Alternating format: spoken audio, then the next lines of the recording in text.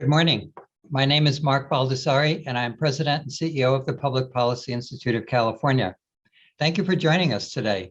PPIC is pleased to present this program on reopening schools, featuring State Board of Education President Linda Darling-Hammond.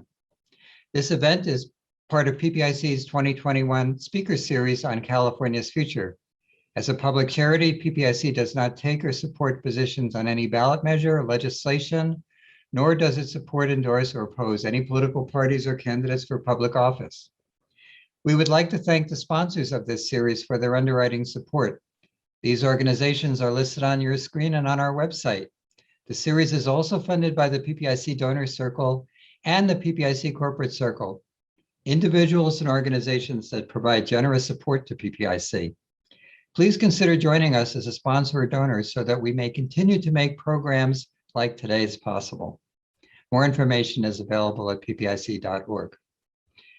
Before we begin, if you have a question about reopening schools, and I'm sure that there are people out there who have questions, send an email to the email address on the screen and include your name and organization with your question, ppiceventquestions@gmail.com.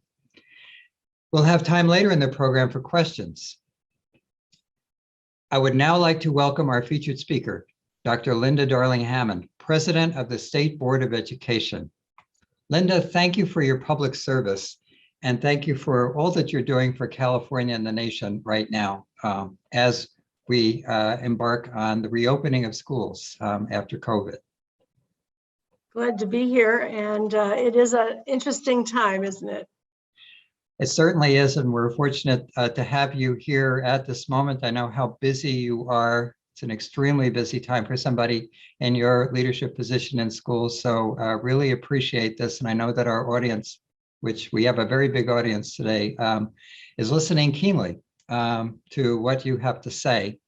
And as we discussed earlier, we'll start with a very general question about how are things taking shape for schools this fall?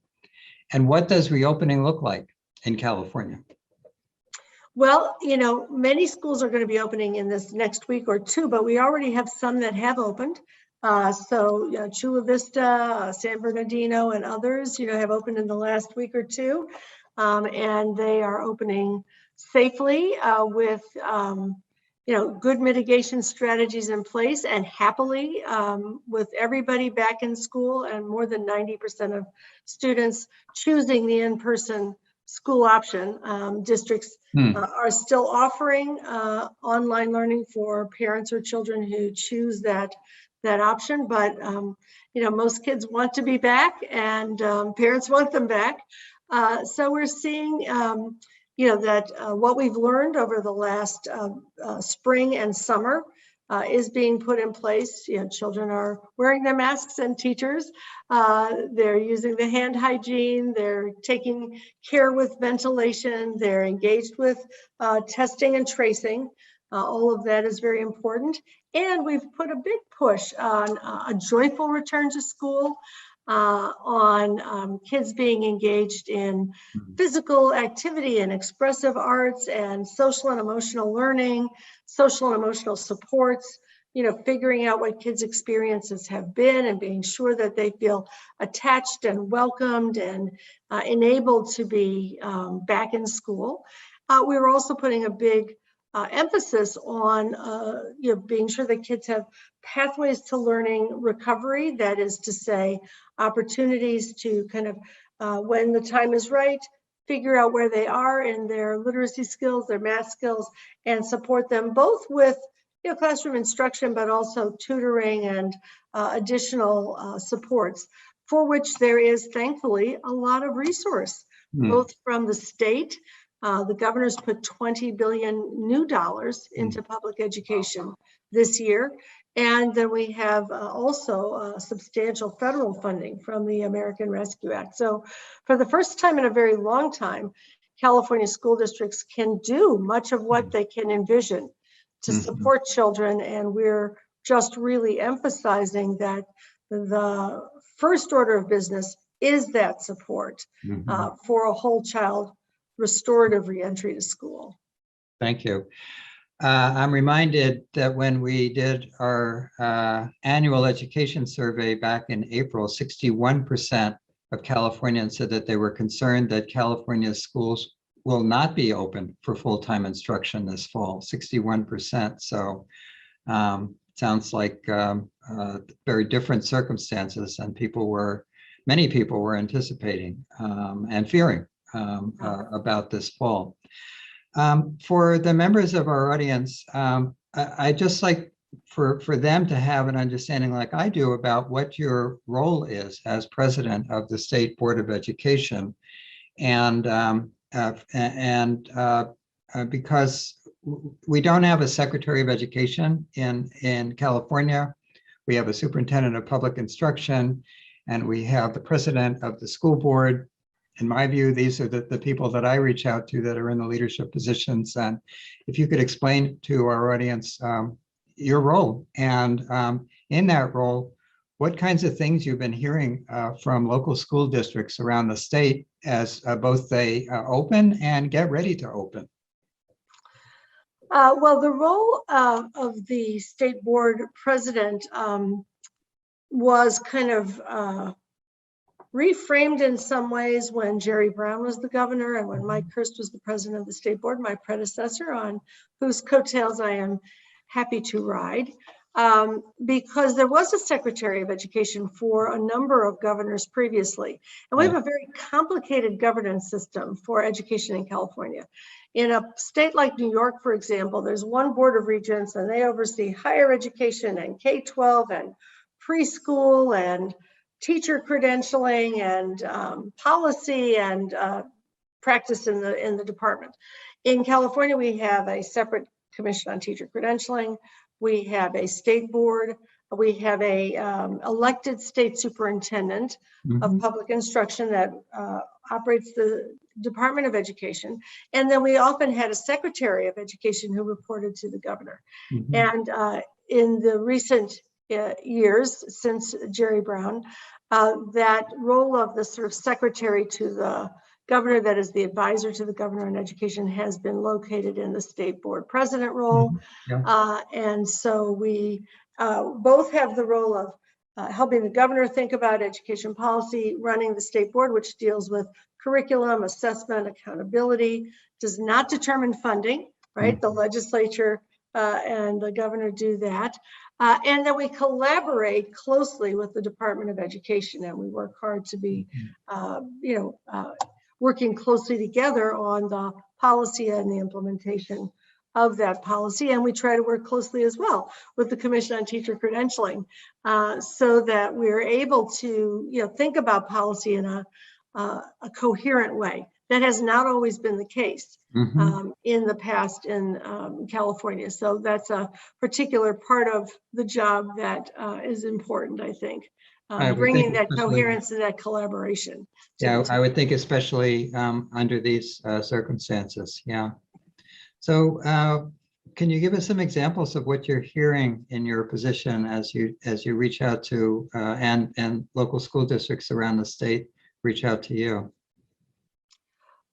Well, I will say, first of all, that the summer experience was very positive. We really worked hard to get the funding to the districts as early as possible so that districts could begin to bring kids back to school. Remember in the spring that there was a view at one point that if we couldn't get schools open, by February or March, it was kind of the school year would be lost. But in fact, most school districts did get open by March, sometimes April. We were dealing with spikes and, trying to get the money out so that people could offer safe schooling, because obviously you need to take care of the ventilation and the PPE and the various things that are needed to, at that time there was a lot of hybrid instruction, staffing issues and so on. But almost everybody got open by March or April, which was great. And then in the summer, because we did get with the legislature funding out in the spring for summer, 9 out of 10 districts offered summer school. And we did try to frame it as a summer of joy, reattachment and so on. So we've heard a lot of great things about that.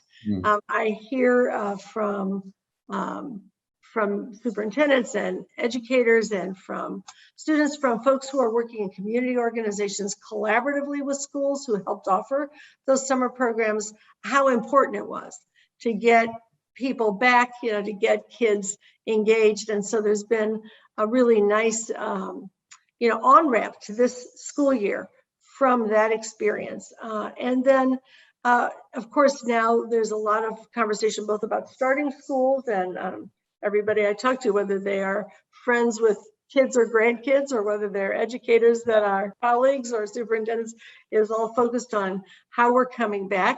And I would say, for the most part, there's been a huge amount of planning that's gone into that, a lot of excitement. We do have, of course, the Delta variant in the room, so to speak now. And so there are a lot of questions about that. We do have a lot of reassurance about the value of and utility of masking, ventilation, testing. We have some school districts coming back where they have done testing of students and staff as they come back. And we're not seeing transmission in schools, but we are seeing with the Delta variant, some people bringing, cases with them. And it's been very important for people to be ready with the testing and so on, so that they can appropriately quarantine where that's necessary and then keep the transmission from occurring in school. So that's been an additional. We have some places in the state that have been hoping not to have masking in school. And so we're obviously involved in those conversations, and we feel very strongly that mask mandate has been an important one. It is, we're very clear that it will continue. And we are hearing a little bit of that from a few places in the state. But I think as people find out more and more about what's going on across the country, the wisdom of the current policies is becoming clearer and clearer. Yeah, certainly we're, I think, all mindful of the fact that the Delta variant has changed the circumstances of the state's reopening. And there was initially, one set of guidelines around mask mandates, and then another one is in place. So I don't know, as best as you can summarize it, and you've talked about it already, but just I think for our audience, where do things stand with mask mandates, social distancing, vaccine mandates, COVID testing, ventilation systems, the whole, all of these things that we've unfortunately become very familiar with. But it's very important, I think, I want to make sure the parents that are listening in today hear from you directly on where we. Well, I think one of the things you alluded to is that there was a moment where the CDC was operating off of the data that they had from studies that were done on the original COVID virus. And they were optimistic that vaccinated people might be able to, not wear masks indoors, and that unvaccinated people should. And then what has happened is that we've had the Delta variant was only 10-20% of the cases in the country a month and a half ago, when that guidance was coming out. It's now over 80% of the cases in California, and that's true, across the country. It's much more transmissible than the original virus, and it can be transmitted to vaccinated people. We've seen that. Many people may have read about the Provincetown experience, where they had an outbreak in Provincetown, Massachusetts, and the folks who were there were such good citizens, they were willing to be part of a study. So we got a really good study out of it, which showed that it is, transmissible, and that vaccinated people can also be transmitters. The good thing about vaccines is that you're less likely to get it, to get sick, very sick from it, etc. So vaccines become more and more important in this story. But it is also true that, remaining with the policies that have worked in the past, which include masking, include ventilation, include testing and tracing, is also very important. So the CDC has since said that they support universal masking of adults and children in schools. California was the first state to announce that policy. Other states are now rapidly announcing that policy. Other districts across the country are announcing it. And even the governor of Arkansas, Governor Hutchinson, who had been in a state that had passed a ban on mask mandates, is now trying to get that ban repealed because it's clear that, and he says he regrets having signed it. And now that the bill is there, they actually have to proactively get it repealed so that districts can, in fact, protect, children and adults in the right ways that we know work, and that make this kind of a non-issue, but it becomes a very big issue when people are not following, the safety rules that we have. So in fact, California did announce a mask mandate. We were a little prescient, and others are now rapidly following suit if they hadn't done so already. We expect that districts will attend to the ventilation expectations, and we've made testing and tracing widely available, largely for free for adults and kids. And so we want people to use that capacity that has been built across the state. The state is not requiring physical distancing. Some districts are continuing the minimum of a 3-foot rule that was in place in the spring. But it turns out in the studies that the most important thing, if you are wearing a mask and being, using hand hygiene and so on, that's the most important thing, that transmission is airborne.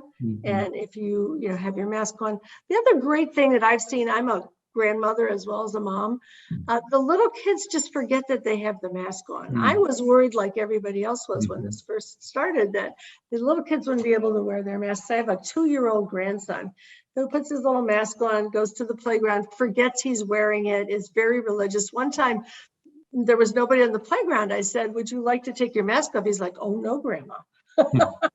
I need to wear this. And he just went down the slide and continued, with his activities.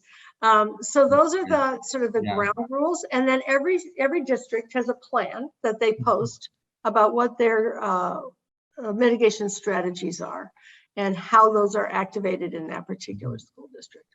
And I think it's safe to say, not just in California, but throughout the country, the whole issue of vaccine mandates is a work in progress. And there may be some time later we come back to that. But I did want to mention one thing having to do with vaccines, which I hear a lot about from my neighbors or my colleagues who have younger children. And I know that you're not the Secretary of HHS or anything like that, but what are you hearing about the possibility for vaccines for children under 12, which obviously for schools would make a big difference? Well, I have a friend actually who's a dean of a college of education whose son is in the pilot for the vaccines for children under 12. So I know they've started. And I'm fortunately able to talk to our wonderful Secretary of HHS, Mark Baldassare, regularly. Those pilots are beginning. The point at which we're likely to have a vaccine, out there in a widespread way for children under 12, and I think they're looking at 5 to 12 right now as the frame for that. 5 to 12, right? Which would make a big difference for schools. And that's going to be late fall winter. It's going to be more into the winter time. So, meanwhile, though, only a third of our kids who are 12, who are over 12, are vaccinated. So we really want people to, get students vaccinated. Middle and high schools have been the place that we've often been worried about, particularly because as kids get older, they're more susceptible to more, severe kinds of cases, and their bodies behave more like adult bodies. And of course, we have kids in middle and high schools quite often in settings where they're interacting with more people. In your little elementary school classroom, you can have a cohort that kind of stays together. We do encourage districts wherever they can to do some kind of cohorting, even in middle and high schools. So that if there is a case, they don't have to send everyone home. They can, send home the group of kids who have been organized to spend that time together with their teachers. So we hope that some of that will be still going on this year as a way to be both efficient with the processes and effective. But vaccines are now readily available, as you may know. There's a vaccine van that goes out to neighborhoods, knocks on doors. Will in many cases, of course, the drugstores have them. The schools are going to be offering vaccines. About 90% of teachers are vaccinated. 90%. And as a state, we're not in the top 5. We should feel a little competitive with the states in the Northeast because they're a little bit ahead of us, but we are in the top 10 of states in terms of vaccination rates. And we've been working very hard to, there's nobody who wants a vaccination who can't get one fairly easily at this point. And we're encouraging people. As you also know, a number of employers have required vaccine mandates, including the state government. And including many, many large corporations, Lyft and Google and, lots of places. Typically what that means is that if someone is not vaccinated, they are getting tested twice a week and must always be masked indoors and out. So I hope we will see between now and when lots of kids are in schools, a big surge in the vaccination rates. That will be just a wonderful step towards getting back to normalcy. Yeah, and you point to a group of students in particular, those in the 12 to 18 cohort as a group that we would hope to see higher numbers as the school year goes on. I want to come back to the issue of social and emotional learning. You've written a lot about it in the past, and I read with great interest your priorities around this COVID era that we're in. So you've talked about the importance of what you refer to as a supportive school return in the wake of the pandemic, with a focus on social and emotional, as well as the academic side of learning. So can you give us a sense of what parents and students and teachers can expect in terms of the behavioral health resources that are going to be available when now that students are returning to the classroom? Yeah, well, there are many, many of those resources available. And before I describe those, I just want to say why this is so important. That, we actually know a lot about the sort of neuroscience of learning and development, as well as the, sciences that come from educational research on learning. And in fact, the learning itself, the way the brain develops and the way we learn is very tied to social and emotional factors. If we feel positively about the classroom, if we feel trust and trusted, if we feel good about ourselves as participants who belong in that classroom, if we're interested and excited in what's going on there, we learn more effectively. Our brains are more open to learning. If we are anxious, if we're feeling stigmatized, if we've had traumatic experiences, if we feel like we might be bullied in the classroom or worried about how we'll be treated, we learn less well. So it's not as though, we also are social beings, so we learn better in social contexts with interactions. So these are all things that we know about the learning process. So the old style of classrooms, that many of us might have experienced or heard about, where you come in and it's, here are all the rules for how you can get in trouble. And, the teachers are told, don't smile till Christmas. I was told that when I went into teaching. Wrong, completely wrong. You need to come into a place where there's a lot of effort for people to learn about each other, to belong in a community, to set norms of behavior that are supportive. And we know that when that happens, achievement goes up. It's not as though this is a distraction from the academics. It's actually the pathway to better and stronger academic achievement. So that said, with the resources that are available, there's a lot that's being done to make that possible. Schools have been encouraged and funding is available for social and emotional learning programs and training for staff and school leaders. for restorative practices, which keep kids, if they have behavior challenges, in school and supported with both mental health resources and with ways to be part of the community and drawn in rather than excluded out. We have a new allocation of more than $3 billion for mental health services for adolescents, as well as other mental health services coming in. We have additional funding in the budget for staffing ratio reductions, so getting more staff. And those might be counselors, they may be social workers. And we have in a lot of schools funding for community school wraparound services that will be coming online over the coming years. So I think parents should expect to see a school reopening that is both very caring and well supported with the resources that may be needed. Kids have experienced a lot of trauma. We had one district that did a survey of its high school kids, and 40% of ninth graders had suicidal thoughts. Wow. In this school year. So we know there's a lot of trauma that kids have experienced, not only from the isolation, of the pandemic, but in the communities of color and in high need communities, especially, people have lost family members. Parents have lost employment, food insecurity, housing insecurity. So it's very important, and schools, I think, really know this, and they have resources to support this, that they come to know what kids' experiences have been, be sure that they are welcomed, engaged, and then if there are needs, particular needs that the kids have, that those are getting attention along with the academics. Thank you. So I want to come back to the issues around state funding. You mentioned about the fact that unlike where we thought we would be a year ago, we're actually in a position where we have more funding for schools.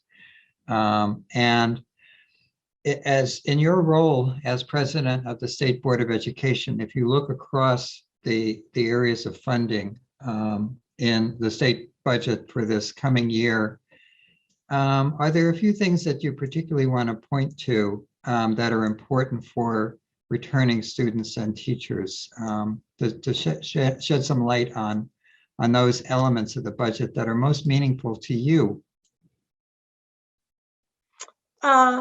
Well, what happens in the budget doesn't always happen immediately in the schools, right? So we have to be sure that we're understanding that there's a long tail on some of these budget items. They have to get enacted.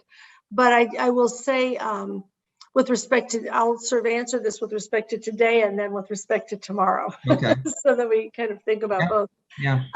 With respect to today, I think that one of the things we've made a lot of progress on in the state, and the budget reinforces this even further, is closing the digital divide. And 30% of kids did not have connectivity or devices at home. And we're trying to take the stance that even though people will be back in school in person, we should continue to be sure that every child has devices and connectivity at home so that they can do homework at home. And we will be in and out of school in some communities. The fires that we know, plague California. God forbid there are some closures, but there may be some quarantines that, kids need to go back home. So we want everybody to have this. We've put in place instructional continuity plans. There's been a lot of investment in the devices and connectivity. There's another bunch of funding in the budget for broadband infrastructure in the state. We need a state in which every kid is computer supported, literate, engaged in being able to access resources and be able to really be a part of the 21st century society and economy, because there's so much that you have to be able to do online. We just at the state board issued some guidance for digital instruction, and we want to build on the learning that has occurred this year. Some teachers have done amazing things, integrating technology into instruction that should continue even when kids are back in school in person. And many districts are doing very innovative work. So that's one thing that I hope people will see. I know some districts are going gangbusters on this, and that will enliven education in a number of ways. we're emphasizing in that guidance, and we provided some big ideas, framework for English language arts and math so that teachers could go deep with project-based learning, with authentic learning that will engage kids in inquiry in ways that we know will support their ongoing achievement, but will also make them excited to be in school and engaged in the learning process. So I hope we will see the results of a lot of that in school even right now. And of course, we've emphasized these restorative practices that we mentioned. Now, in the budget also, we've done a couple of things that are very exciting, I think. One is that we've put in place the supports for solving the teacher shortage in the state, where there's enough resource there, if it's implemented well and spent well, to ensure that we get past the place where we've been for the last few years, where half the people coming into teaching were not fully prepared. We've had emergency permits, they've been growing every year. We've had teachers coming in before they've had a chance to be prepared. So in the budget, we have both money for teachers who will go into higher poverty schools and into the teaching fields that are most needed, math, science, special education, bilingual education, and so on, will be able to get $20,000 towards their tuition to get prepared.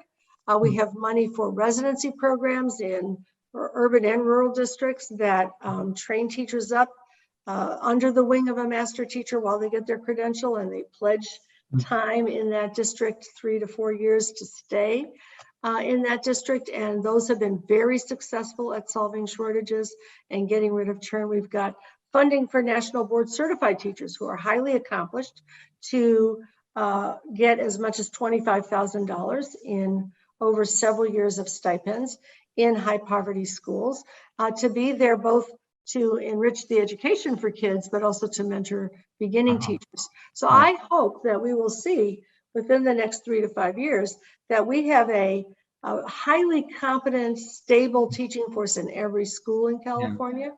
And I'm also excited that we have $3 billion going out for community schools with wraparound services and supports and sort of a relationship-centered way of working in the community with kids and with families, which can reach a third of our schools in the highest poverty contexts, and begin a different way of thinking about how every kid deserves the before and after school care, the summer school, the health and mental health services, and the supports that allow them to be successful in school. We know these things work. We've got a lot of evidence about them. We are on a path to change the system, not just to deal with reacting to the crisis.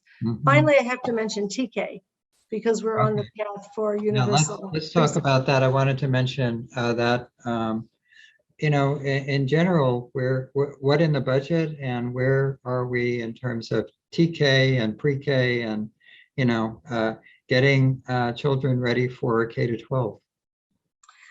Well, we've had TK for a few years, and the evidence has been very positive about the way in which TK, supports kids in being more ready for school, both in terms of their academic readiness and their social and emotional and sort of cognitive readiness. Those are the kids who have birthdays in the last 3 months of the year. Right. The plan is over the next 4 years to make it possible for all 4-year-olds to be in TK. $2.7 billion will make that possible, and then it will be built into the budget, and the LCFF will be sort of rebenched for that purpose. That will make us one of a small number of states that have universal. You want to unpack LCFF being for our audience, please? Yeah, so local control funding formula is the way we fund our schools, and Proposition 98 is another piece of the system that decides how much money will be a minimum for what goes into K-12 education. That was the result of a public initiative. And what I really should have said is that Proposition 98 funding there's a way to recalibrate the amount so that it will take into account the fact that we're adding more children to the amount of money that the public schools will need each year. So that is all rolling ahead. This year is a planning year, in which we're also trying to increase the number of people who are prepared to teach in TK and all of those other kinds of things. It's very exciting. We know that in California, one of the studies done recently showed that we actually gain more in achievement for our kids than the average state and reduce the achievement gap more than the average state after kids get to kindergarten. But we start further behind. Further behind. Further behind because we haven't had a pre-K system, and kids unevenly get access to preschool. Right. So this is an exciting way that we will both expand opportunity and readiness, and also help reduce achievement and opportunity gaps. Now, meanwhile, President Biden has a very ambitious plan for universal pre-K for 3 and 4-year-olds, and that is beginning to move ahead. It is well ensconced in the budget negotiations that are going on right now, the first down payments on that federal money. So we will not only have this new state commitment, but we'll have more federal money coming in, so that eventually we'll be able to have universal preschool for 3 and 4-year-olds, which makes an enormous difference in how kids learn. And we all know that young children's brains are sort of exploding with neuron connections, and the more rich experiences they get, the more wired their brains become. So it's just a tremendously important investment. Thank you. And so I know that this year with the new administration, the Biden administration, that that clearly they've been taking advantage of your talents and expertise, and I'm sure that you've had interactions. I want to get a sense from you of what are your impressions of the Biden administration working with the new U.S. Secretary of Education, Miguel Cardona? What are their priorities? What's the experience been like for you? What does it mean for California? Well, I did have the privilege of leading the transition team in education for the president. So I have been able to watch the thinking and ideas unfold. I'm extremely enthusiastic about what the president is planning to do and what he has already done. We are only about 6 or so months into this administration. And in this very short period of time, we've had not only the development of the vaccines and the delivery system for all of the elements of being able to address the pandemic, but also the American Rescue Plan. Extraordinary piece of legislation, which not only in education, the $125 billion in education puts more money into the system than we've ever put into education federally, about 30% more, and it is it's got a whole child conception to it.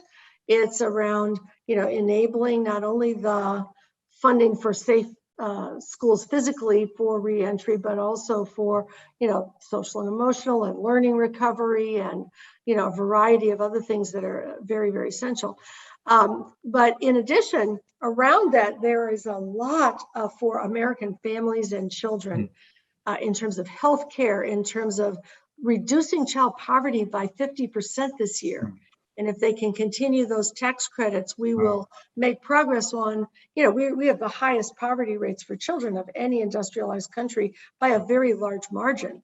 So there's a lot there that is about creating, more healthy environments for children and families.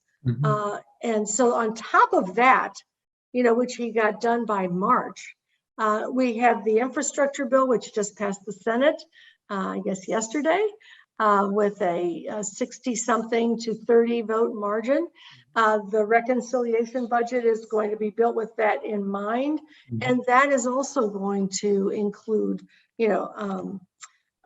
huge investments in helping us get our teacher force solving the shortages across the country, dealing with preparing a more qualified educator workforce, getting the preschool in place for kids. So things that have been on the agenda for many, many years are happening at a very rapid rate, bringing us closer and closer to the status of education and child support that many other countries have had in place for decades, really. I think there's something to be said for somebody like the president who's been in Washington a long time, making, both the plans and the relationships, knowing how to get things done, and being just laser focused on making as rapid progress as possible. So it is really quite extraordinary. Yeah, certainly. And I appreciate your perspective on it, being so close to it. So pretty soon we're going to transition to the audience Q&A. Last time that Linda and I did a program together, when I read the reviews afterwards, the comments were, well, you didn't give enough time for the audience Q&A. So I'm going to make sure this time I don't make that mistake. But obviously I enjoy talking to Linda so much. We have so many things to talk about. But I do want to encourage you to send your questions to ppiceventquestions@gmail.com. I'm sure that many of you have questions about schools reopening. So Linda, I just want to ask you, like when you took the job of being president of the State Board of Education, clearly you didn't anticipate what's taken place in the last year and a half. Thinking back to it, why did you take the position? Or have there been goals that have been on hold that you hope to get back to at some later time? And what can you tell us about what it's like to work with Governor Newsom? That's a lot of questions. I'll try to answer them, but my computer is actually about to run out of battery juice. Oh no. So you are about to get a tour of my house. Okay. As I go back to the place where I have a cord. Okay. that I can plug into my computer. So the first question was, why did I take the job? Was that the first one? Yeah. Okay. So, well, I knew that Governor Newsom had many, many plans that I appreciated for education, that he could be a really important education governor. And so I was enthusiastic about working with him. I am also a friend of and an admirer of Mike Kirst, who was the president of the state board, and he and Governor Brown began to turn the state around from years and years and years of disinvestment, and really invented what we talked about a minute ago, the LCFF, the local control funding formula, which is very equity oriented, but put more money in schools, invented a new approach to accountability that's much more thoughtful than the one that we had previously had. So I was also enthusiastic about building on success, because in countries or states that have made strong progress, you see that continuity. You see people building on what has been accomplished and then taking the next steps. My next steps in terms of desires and interests have been to really support, just the highest quality, most exciting, and most equitable teaching and learning in schools in California, that we could build on that very strong platform that was put in place in the last administration. And so I think, we are beginning to do that in a variety of ways. Sometimes, in some ways the pandemic has been, a distraction, if you will, or it's slowed us down from some things we want to do. But in other cases, it's sped us up, right? Because things that, we've had that digital divide for 2 decades, and we're making no progress on it whatsoever. And then all of a sudden you have the awareness, the interest, and thankfully this year also the resources to take care of some of the problems that have been there. The inequities in the system have been long, obvious to us. But we are in a position now to really begin to take some very proactive steps in those directions. So I would like to see us, continue in the process of deepening the way in which schools can take up 21st century learning, project-based learning, authentic learning, evolving the assessment system and the curriculum system to allow for us to prepare kids for the world they're going into, which is not the old, memorize a bunch of facts and spit them out, but in fact has to be about being able to learn, being able to access and use resources, being able to be self-managing, self-initiating learners. And I think we are beginning to make progress on that, and there's a lot to do in that regard. And what can you tell us about working with Governor Newsom? Obviously, he's got a lot on his plate, just in terms of all the issues around COVID.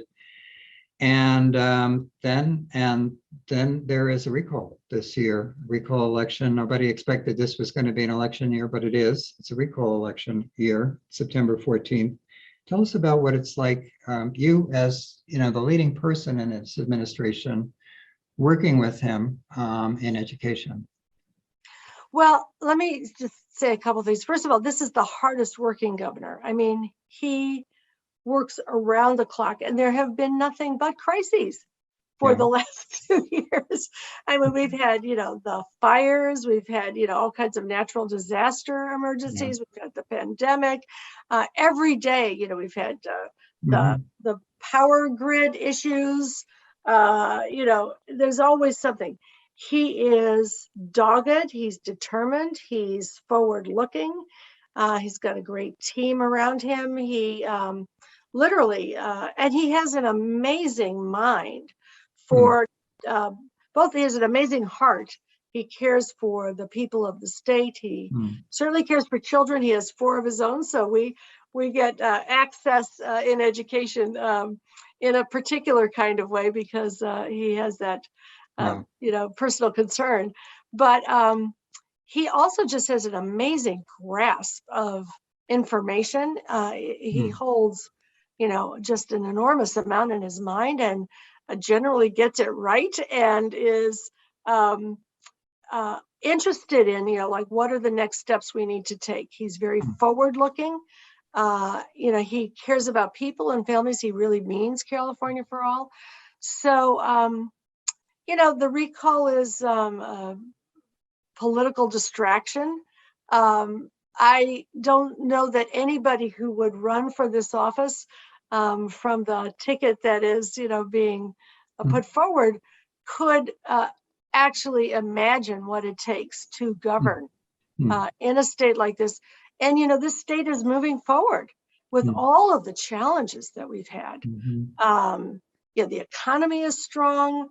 We're, roaring back, if you will, from the pandemic. We're going to have another hit from Delta, but we're well prepared to deal with it. We anticipated what would be needed to open schools fully and safely. And so there's a lot of need to think ahead. And I think we're very much engaged in that, even while we're dealing with the, amazing set of things that happen every day that are unanticipated. Well, thank you for sharing that, because, I think you're in a vantage point where you're seeing things where the rest of us are not able to. So I appreciate that. A couple of audience questions, and I want to make sure that I get to them, or they're going to show up in my reviews again. One of them is from Mackenzie Mays from Politico. Do you support a mandate for teachers to be vaccinated? And is the state tracking what the vaccination rate is for teachers?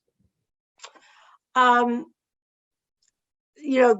idea of a vaccination mandate, we talked about it actually earlier, was supported by Randy Weingarten just yesterday or the day before, who's the head of the American Federation of Teachers.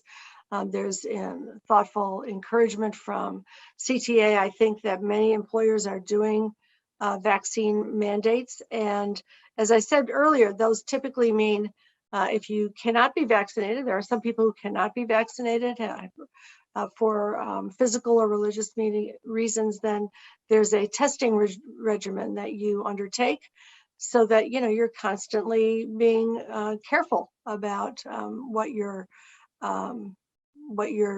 health experience is. So I think that that is a very smart idea. And I don't know if the state is keeping track in a particular metric of teacher vaccinations, but I know that nationally it's about 90% of teachers are vaccinated. And in the districts that I am in contact with, certainly that represents what I've heard from districts that are keeping track. Thank you. Here's a question from Davis. I'm not sure if it's Davis, California, or Governor Davis, or another Davis, but what are the most successful high poverty districts doing that is different from other districts? I think there's several things. You're asking the right person, Davis. One thing is that they do have a whole child philosophy. So they have, to the extent that they can, built these kinds of community schools or wraparound services so that kids, are having, support for their health, their vision, their hearing, their nutrition, their before and after school needs. They were first to the mat to do summer school. They raised their hands and said, yes, yes, there's money for that. We really want to be sure that kids have this learning opportunity. Second of all, they have often, in many cases, created much more personalized settings for kids in school. We inherited these big warehouse factory model high schools that still predominate in some districts with 2,000, 3,000, 4,000 kids, and the kids can get lost in there. They don't have any kind of, place to hang on. In these redesigned schools, which many California districts have been pursuing, there are smaller learning communities. There are teams of teachers who share the same group of kids, and they can problem solve around the kids, make sure the kids are getting what they need.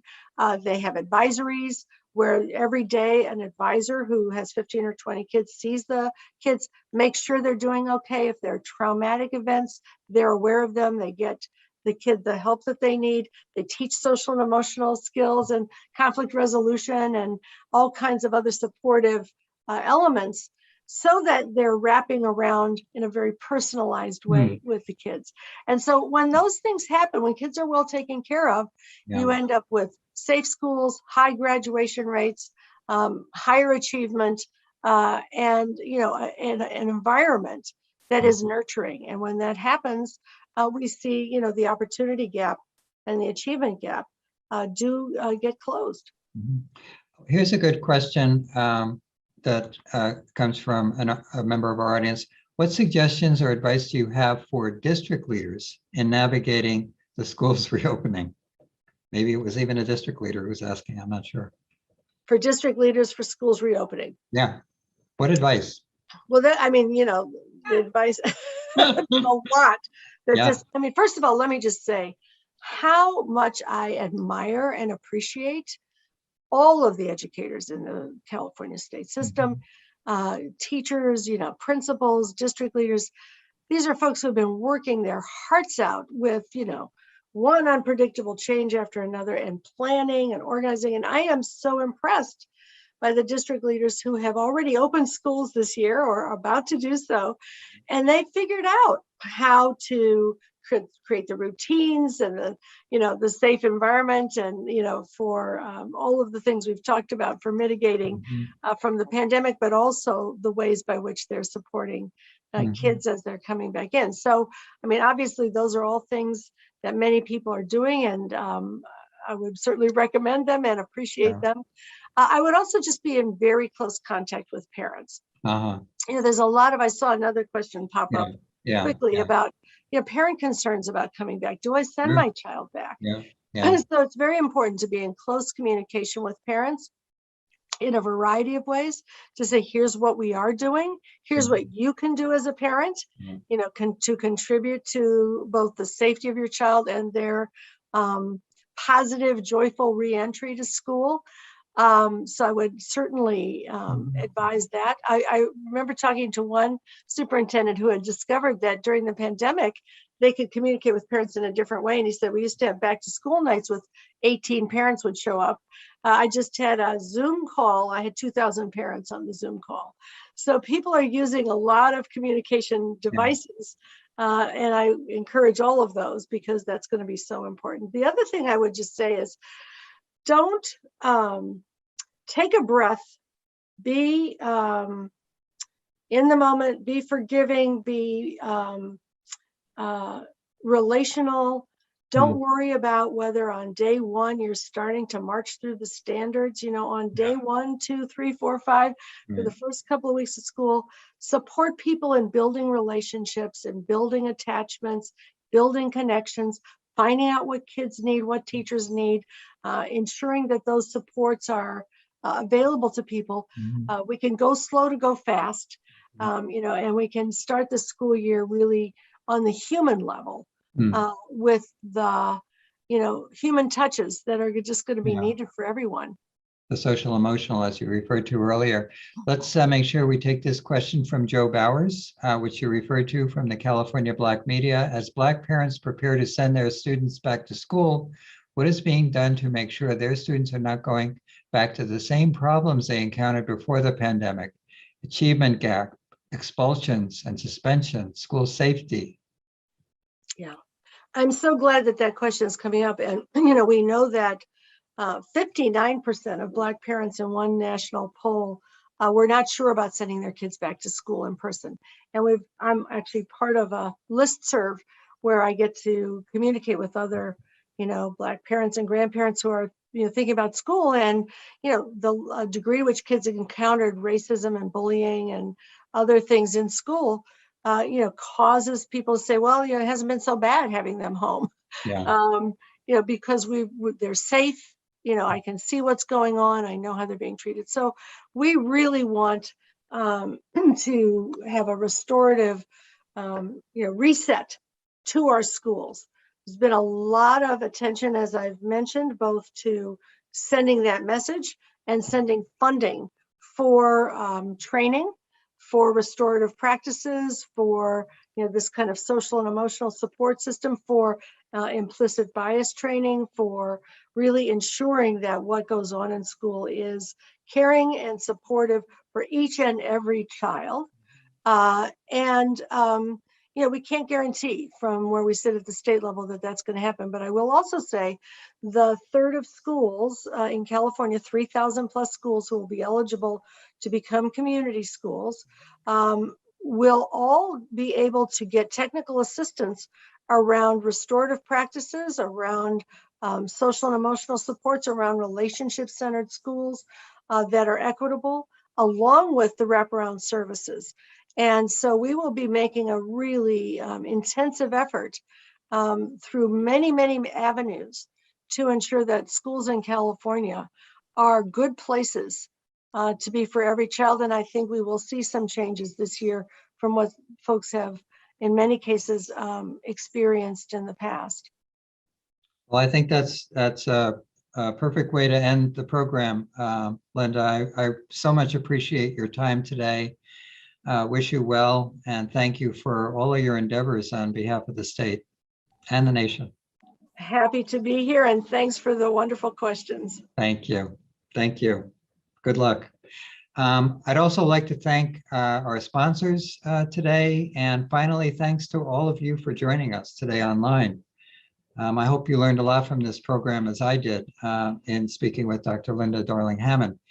If you pre-registered for today's event, you'll be receiving a survey later on. Please take a few minutes and fill it out. Let us know how we did. Thank you once again for joining us. Please be safe and have a good afternoon. Thank you.